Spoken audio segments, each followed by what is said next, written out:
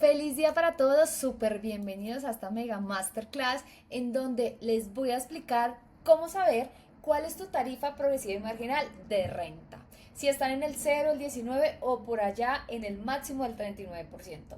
Solo para recordarles, esta, digamos, marginalidad del impuesto de renta viene desde la última actualización de reforma tributaria 2277 que se dio en el año 2022. Y vamos a empezar explicándoles cómo funciona una tarifa progresiva y marginal.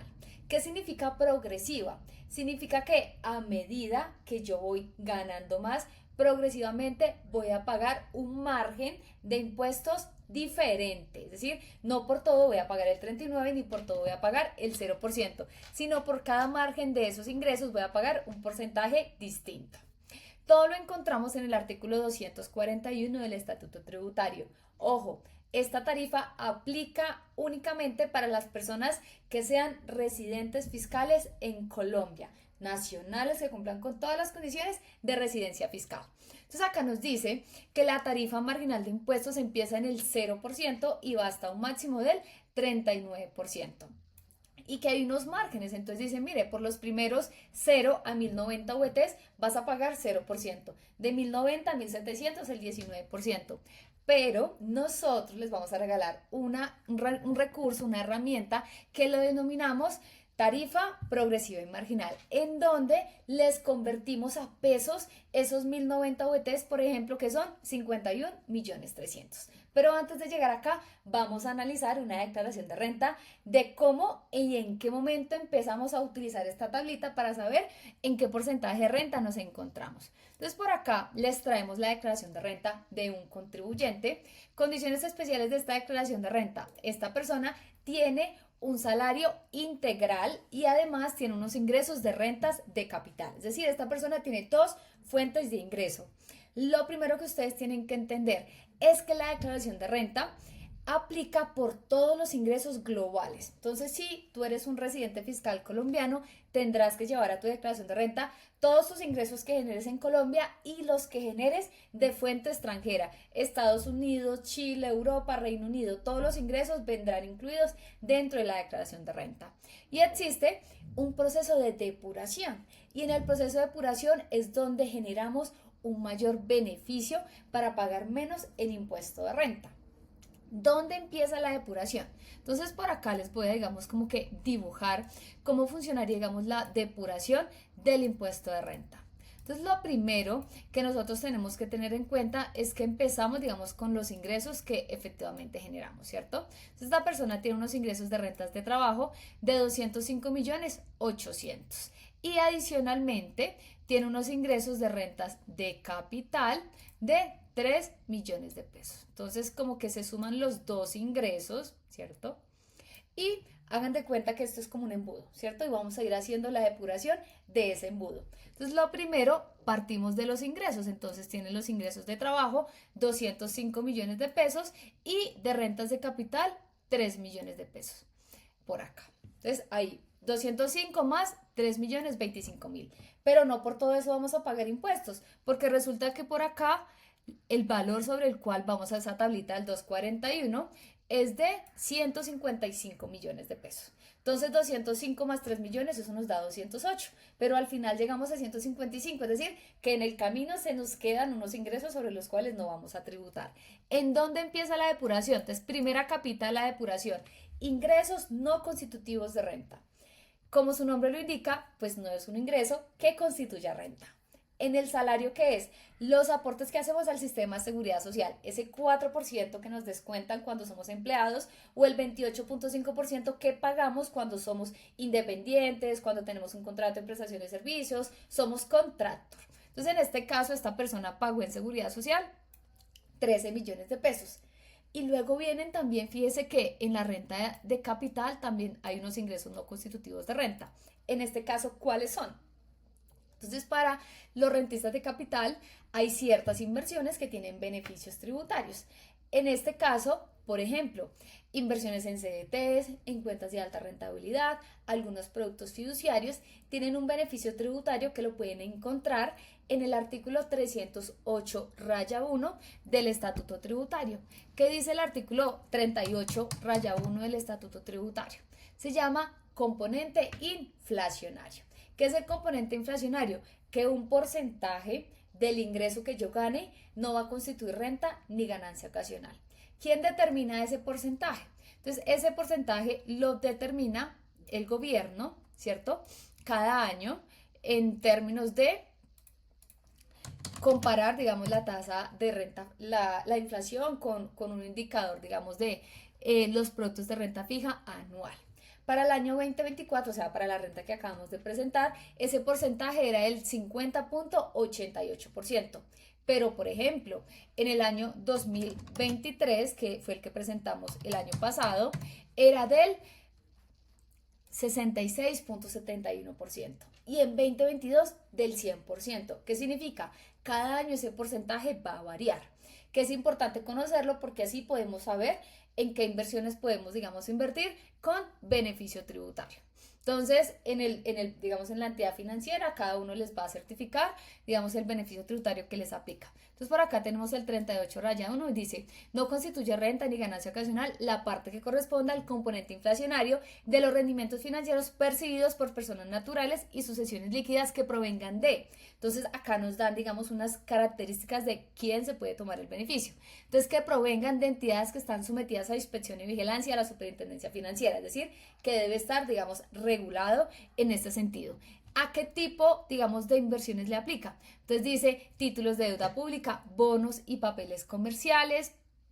Acá nos dan, digamos, como algunas de las series de características. Importante que tú tengas que tener en cuenta, pues que tu entidad te certifique porción que corresponde al componente inflacionario y ese es el valor que tu contador debe de llevar a la declaración de renta. Eso es muy importante conocerlo. Porque si tú sabes, por ejemplo, que invertiste en CDTs, que invertiste en cuentas rentables, pues por defecto debieses tener un porcentaje allí como ingreso no constitutivo de renta. Esto sonará un poco chistoso, pero pues hay casos de clientes que han invertido en este tipo de vehículos, pero no se les tomó el beneficio tributario en su declaración de renta. Entonces, ojo con esto, que ustedes puedan entender cómo qué debe llevar la declaración de renta. Entonces ahí viene la primera depuración. Entonces a los ingresos que teníamos arriba de 208 millones de pesos, pues les vamos a restar los 13 y el 1.500.000. Entonces eso nos da 195 millones de pesos y 192 millones de pesos más 1.400.000 por acá. Entonces ese total viene acá, son estos 194 millones de pesos que tenemos por acá. Entonces ahí va la primera capita de la depuración. Entonces acá como que podemos hacer como un subtotal. Y a ese subtotal ahora viene el descuento de los famosos beneficios tributarios, a los que yo le llamo, en lugar de rentas exentas y deducciones, yo los llamo ahorros y gastos. ¿Por qué ahorros y gastos? Porque lo que son ahorros son beneficios tributarios que incentivan efectivamente el ahorro. Y los gastos son aquellos que yo me deduzco por gastarlos. Entonces, ¿cuáles son, digamos, los gastos? Los intereses que yo pago de mi crédito hipotecario. Entonces, si yo tengo una obligación financiera, me puedo descontar los intereses, pero los intereses los pagué y no vuelven a mí. En las otras deducciones que encontramos, el tan famoso 4 por mil. Entonces, todo lo que pagamos en 4 por mil no lo vamos a poder descontar en la declaración de renta. Lo que pagamos, por ejemplo, aquellos que tuvimos o tienen crédito hipotecario con crédito de educación con el ICETEX, esos intereses también se pueden descontar. Para las personas que tienen dependientes económicos, los que tenemos hijos y padres que dependen económicamente de nosotros, son un gasto, evidentemente, también nos vamos a poder descontar una porción de eso que pagamos. Y luego viene el espacio para lo que es ahorro.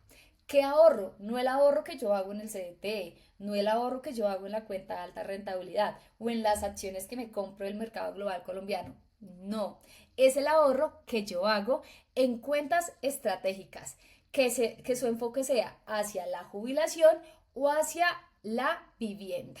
Encontramos los aportes voluntarios a los fondos de pensiones voluntarias, los aportes a los seguros privados de pensión, estos dos tienen, digamos, un enfoque muy especializado hacia el ahorro de jubilación y cobrará mucho sentido si es aprobada la última reforma pensional, porque todo lo que tengamos allí tendrá beneficios muy, muy interesantes. Luego viene el ahorro para el fomento de la construcción, entonces lo que es vivienda. Entonces lo que ahorremos en estos instrumentos no lo vamos a poder descontar en nuestra declaración de renta. Entonces si vemos puntualmente esta persona, pues esta persona no utilizó ni el ahorro, ni tiene dependientes, ni tiene intereses de crédito, digamos, hipotecarios, solamente se pudo tomar algo que se llama otras rentas exentas. ¿Y qué son esas otras rentas exentas? También conocido como mínimo vital. Entonces es aquello que yo me puedo descontar sin tener que decir qué es, sin tener que justificar qué es. Y es un porcentaje que equivale al 25% del salario. En este caso, de esta persona corresponde a 37 millones de pesos. Entonces esos 37 millones de pesos los ubicaremos aquí abajito para restar. Pero ustedes se estarán preguntando, pero Stephanie me dices que 37, pero esta persona tiene 38 millones de pesos. ¿Qué valor falta adicionalmente? Entonces, con la última reforma se escuchó mucho el tema de las facturaciones electrónicas. Entonces, si tú fuiste a un establecimiento de comercio, pagaste con una tarjeta de crédito o con una tarjeta de débito, esa factura que solicitaste electrónica, te la vas a poder descontar un 1% de esa factura electrónica. Y eso te va a ayudar a pagar menos en tu impuesto de renta. Así, factura chiquita, factura grande, se van a poder tomar el beneficio. Entonces, en este caso, facturas electrónicas más las rentas exentas de este cliente nos da 38 millones de pesos. Y esa resta, los 194 menos los 38 millones de pesos, nos da estos 155 millones de pesos. Y ahora sí, con esos 155 millones de pesos es que nos vamos a nuestra famosa tablita que les vamos a regalar de tarifa progresiva y marginal. Entonces fíjense que no vamos a pagar renta sobre los 205 millones de pesos que tengamos para allá arriba, sino por los 155 millones de pesos depurados. Y esos 155 millones de pesos pues nos dieron estos 26 millones 600 de impuesto de renta que pagó este contribuyente. Vamos a ver de dónde salen esos 26 millones de pesos. Entonces nos venimos automáticamente acá a la herramienta que les vamos a obsequiar. Súper sencillo, lo único que tienen que hacer ustedes es trasladar de su declaración de renta, renglón 91, 92 y 93. Entonces acá juiciosamente trajimos los 194 millones, descontamos los 38 millones de pesos y llegamos a los famosos 155 millones de pesos. Entonces acá él me dice automáticamente, mire, contribuyente, su tarifa de impuesto de renta quedó en el 28%. ¿Qué me está diciendo esto a mí? Me está diciendo Stephanie, ojo, su impuesto de renta ahora ya está en el 28%. Todos los ingresos nuevos que usted genere, de CDTs, de cuentas rentables, de inversiones, de arrendamientos, inclusive de un salario, o si usted aparte quiere volverse docente catedrático y recibir unos ingresos adicionales, todo lo nuevo que recibas entrará automáticamente en ese 28%. Pero ¿cómo llegamos a ese 28%? Veíamos en la tablita ahorita del 241 que eran unos márgenes en VTs. Entonces acá se lo trajimos a pesos. Entonces esos 155 millones de pesos que nos dio, digamos, la base de este contribuyente, la depuramos en esta, digamos, en la tablita. Entonces acá nos dice, mire, señor contribuyente, los primeros 51 millones 300 de esos 155 no paga nada. Tarifa del 0%. Entonces acá es donde cobra sentido esa frase que suena muy cliché, decimos es que declarar no significa pagar. Claro, no significa pagar, porque cuando acá en tu depuración tienes menos de 51 millones 300, pues no pagas impuesto de renta. ¿Un contribuyente puede estar en el cero? Sí, si hace beneficios tributarios, si sus ingresos todavía no son tan altos, si hace un proceso adecuado de planeación estratégica. Entonces esta persona, los primeros 51.300, tarifa del 0%. Entonces si acá tú estás diciendo, Stephanie, yo este año no pagué porque quedé por debajo de ese valor, sí, efectivamente, no pagaste y estás en una tarifa del 0%. Para las personas que están en una tarifa del 0%, ¿cuál es su impuesto de renta? Entonces, algunos hemos escuchado ese tan llamada retención en la fuente, que no me gusta ondear mucho en la retención en la fuente porque básicamente la retención en la fuente es un mecanismo de anticipo, porque para aquellos que dicen, por ejemplo, yo tengo una cuenta de alta rentabilidad, la cuenta de alta rentabilidad, el banco me cobra una retención en la fuente del 7%. de cada rendimiento que yo genere. Entonces, si yo declaro renta pero no pago, pues ¿cuál va a ser mi impuesto de renta? Ese 7% que la cuenta de alta rentabilidad me cobró, o el CDT que me abrí que me retuvieron el 4%. Ese será el impuesto de renta que yo pagaré.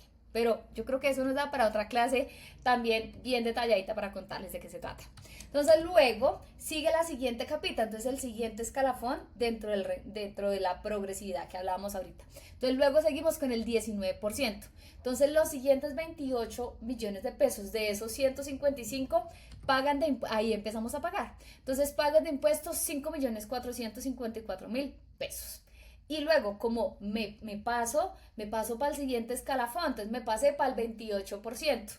¿En cuánto? Pues me pasé en 75 millones, que era lo que me faltaba, para completar los 155 millones de pesos. Entonces acá, esta persona, por esos 75 millones de pesos, paga 21 millones 100. Entonces, ¿qué significa? Que si tú recién te pasaste al 28%, tienes un pequeño, digamos, una pequeña margen de tus ingresos que paguen el 28%. Pero si te pasaste en 75, 80 millones de pesos ya en el 28%, ahí es donde vamos viendo que el impuesto de renta va creciendo. Este cliente, no se los conté, pero resulta que este cliente no llegó a tope en sus beneficios tributarios. Pudo haber optimizado su impuesto de renta, es decir, su impuesto de renta pudo haber sido muchísimo menor a estos 26 millones de pesos que pagó por acá. Entonces, ojo, es muy importante no solamente saber en qué tarifa del impuesto estoy, en el 28%, sino saber si pude haber quedado un poquito más bajito que eso, o sea, si pude haber utilizado más los beneficios tributarios. Acá les voy a dar una chiva. Entonces, vamos a hacer de cuenta que esta persona utiliza beneficios tributarios al máximo el año pasado. ¿Cuánto hubiese sido su impuesto de renta? Entonces, por ejemplo, si esta persona hubiese utilizado al máximo sus beneficios tributarios, pues miren esto, su impuesto de renta hubiese sido de 19.600.000. ¿Cuánto pagó? Vamos a la renta nuevamente. Pagó 26.600.000. Si hubiese utilizado beneficios tributarios, su impuesto de renta hubiese sido casi 7,5 millones menos de lo que pagó. Es decir, que acá no solamente no hubiese pagado este 1.300.000, sino que al contrario, le hubiese quedado un saldo a favor. Entonces, en la planeación tributaria es la diferencia entre quedarte con más plata, poder ahorrar estratégicamente, inclusive maximizar los rendimientos de sus inversiones. Pero para que nos vayamos más profundo, en este cliente que tiene sus rentas de capital, sobre los cuales pues le quedaron de ingresos 1.486.000, veamos cuánto paga de renta por ese 1.486.000. Entonces esta persona tuvo sus ingresos de 1.486.000 de sus rentas de capital, que fue lo que nos quedó después de descontarle los beneficios tributarios. Pues ¿cuánto creen que paga de renta esta persona? Bueno, espero que estén respondiendo el 28%. Sí, el 28% es lo que va a pagar por las inversiones. ¿Cuánto va a pagar esta persona? 416.000 pesos. Es decir, que por esas inversiones que esta persona hizo, pagó en renta 416.000 pesos. Si esta persona hubiese invertido de manera estratégica o hubiese invertido en acciones de inversión que no le sumaran ingresos en su declaración de renta, podría haber conservado esos 400.000 pesos, o si en su defecto, por ejemplo, no hubiese invertido en ese dinero en sus rentas de capital, sino que lo hubiese utilizado en beneficios tributarios, hubiese podido conservar más plata y pagar menos en su impuesto de renta. Así que eso es todo por hoy. Ya con esto ustedes pueden determinar cuál es su tarifa de impuestos, en dónde están, y si se dan cuenta que no han utilizado beneficios tributarios al máximo, acá les dejamos el link para que puedan agendar una sesión de diagnóstico en donde les ayudaremos a identificar cuánto les falta por utilizar en beneficios tributarios y que antes del 31 de diciembre del año puedan llegar a tope. Y por favor, no me vayan a cerrar el año sin utilizarlos al máximo, porque mejor dicho, necesitamos es cuidar cada centavo de ingresos que están teniendo, de las inversiones que están haciendo. Me encantó haberlos acompañado en este espacio y nos vemos en un próximo video.